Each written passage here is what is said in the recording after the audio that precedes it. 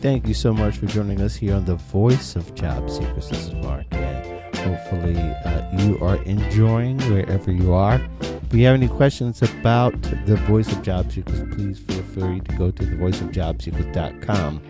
You can even leave a message of any kind of comment about the content that's there, articles or podcast. Just use the same voicemail button that's on the right side facing the screen.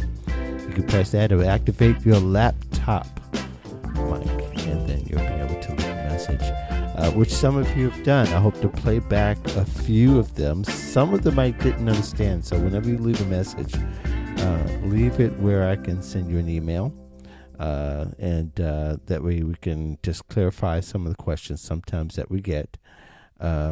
I know we got some, and I'd like to have a guest for one of those, and we're coming up here in the springtime. In the meantime, I do want you to enjoy my reading, this particular reading of an article that I wrote on recruiter.com, which was also published on Fox Business.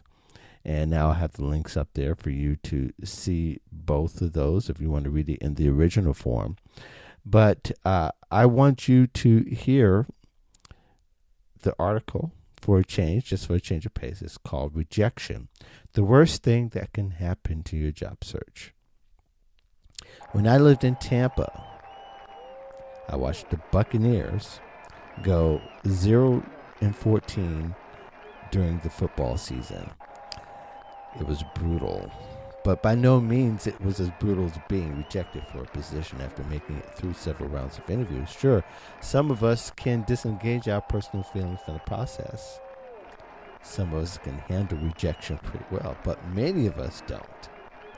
After a job search, especially a long one, especially when you've made it far into the process, any bit of rejection can feel personal, possibly devastating.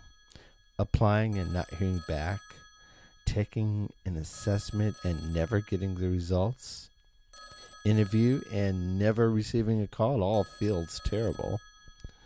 You can't control every aspect of the job search. Pain is part of the process. But that doesn't mean you have to be hard on yourself. You can learn how to handle rejection more gracefully by all the resources on the web. There is nothing romantic about today's interview process, but we're encouraged to act like there is. Finding a job is like dating, experts will say. Hiring managers expect to see a certain amount of passion from candidates about the job, the company's value, but it's unfair. The more invested you get, the more crushing rejection becomes, right? There's a song, The Worst That Could Happen by Johnny Maestro and the Brooklyn Bridge, and Lord knows I'm dating myself, okay. But the song is about a heartbroken man who fell in love with a girl who married another man. The marriage was good for her, but for him it was devastating. I'm being honest when I say I've experienced similar emotional lacerations when I've been passed up by peers for job promotion. At the time, these things truly felt to me like the worst things that could happen. But eventually I came to terms with it. Eventually I did get the promotion I wanted, the job I wanted. Not the same ones, but still. Each of us are resilient. Each of us crafts our own life story. Employers only care about the chapter of that story in which we overcome the obstacles and achieve. That's okay. When you talk to the Tampa Bay Buccaneer fans, like myself, at that particular time, we remember the Super Bowl, not particularly at the forefront of our mind, the winless season. You may sometimes, during your job search, that feels like winless seasons. But you'll have your Super Bowl wins too. As a Bucs fan, watching them go 0-14 often felt like the team would never win again. That was the wrong lesson to get from that experience. Of course, you may feel the same about your own career when you're rejected, but trust me, you have won and will win more Super Bowls than you think.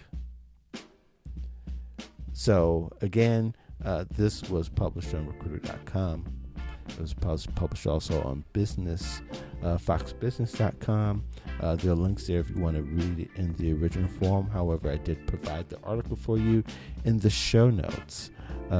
Should you have any questions, should you want to share about times when you were rejected and how it felt and how you came and got that win, feel free to share. Love to hear about it. Love to hear how you did it.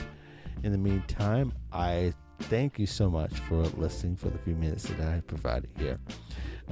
Again, we will not have a show in 2 weeks on March 27th. That's my anniversary weekend. That's the 27th wedding anniversary for myself. Of course, that's always a Super Bowl win. And I'll be back on March 11th with a brand new show. Also, we will continue the newsletters even while I'm gone. Yes, newsletter will be available the week where there's no show. But if you have any questions, if you have any honest feedback, I would love for you to even leave an iTunes review, which I'll provide in the newsletter. Of course, you can always go to the link where it says iTunes on the show notes if you're on the site, and it will take you there, and you can write a review, an honest review. It doesn't have to be positive if you don't have a positive experience. I'd like to know what you would be interested in hearing on the show. In the meantime, thank you so much for joining us. And if you haven't got the free guide yet, 118 job search tips for the modern job seekers in 2018, then go to bit.ly/118 job search tips. Thank you. You guys have a great next few weeks. I'll see you back on March 11th with a new show.